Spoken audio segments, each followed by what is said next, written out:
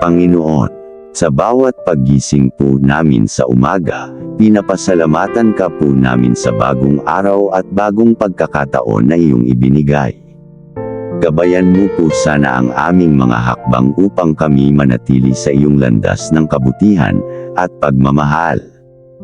Ilapit mo po kami sa isa't isa at palakasin ang aming pagkakaisa. Naway kami po ay maging instrumento ng iyong kagandahang loob, pag-asa, at liwanag sa mga tao sa paligid namin. Sa mga pagsubok po na aming haharapin, bigyan mo po kami ng lakas at tapang. Turuan mo po kaming magtiwala sa iyong plano at maging handa sa anumang hamon. Hiling po namin na palaging maging gabay ka, hindi lamang po para sa aming sarili, kundi para sa mas malawak na komunidad. Sa pangalan ni Jesus. Amen.